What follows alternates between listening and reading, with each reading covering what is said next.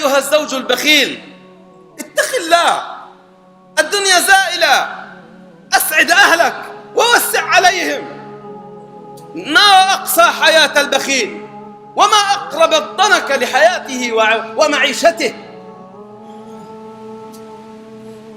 أيها المقتر المضيق على أهلك، إنما ضيقت باب الغفران، ضيقت باب الغفران على نفسك.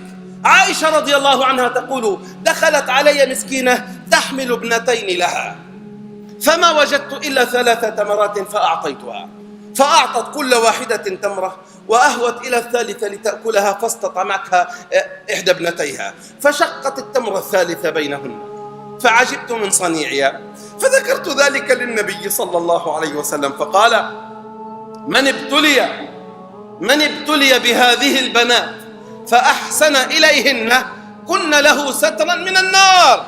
ثم قال، وهذا الشاهد: يا عائشة، إن الله أوجب لهذه المرأة بصنيعها الجنة وأعتقها من النار بشق تمرة.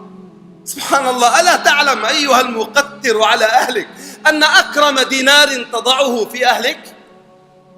والله إن الدينار الذي يضعه الرجل في فم أولاده وامرأته أحب إلى الله من دينار يوضع في الجهاد في سبيل الله، وفي الأيتام والأرامل والمساكين وفي الرقاب.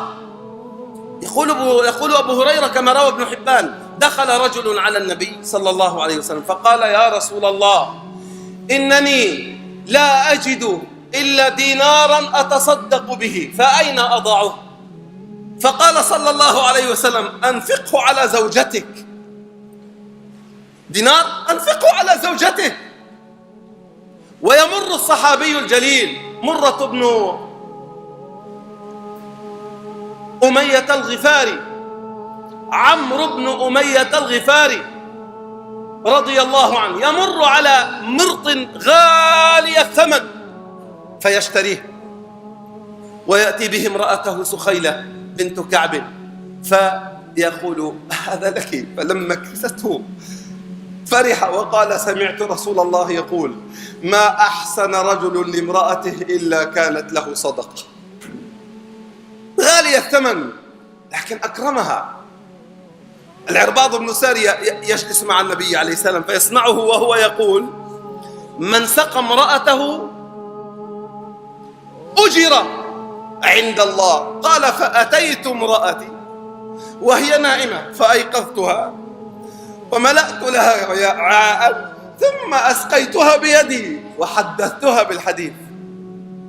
سبحان الله. لينهم الإسلام. يا أيها البخيل، كفى بالبخيل إثما أن يضيع من يعول. إذا دخل البخل على دار بدأ فيها الكذب، كما قال عبد الله بن عباس: ولقد كان الشح في الذين قبلنا. كيف أفسدهم بالكذب ثم الكفر. والله ما جر الذين قبلنا إلى الكذب والكفر إلا الشح.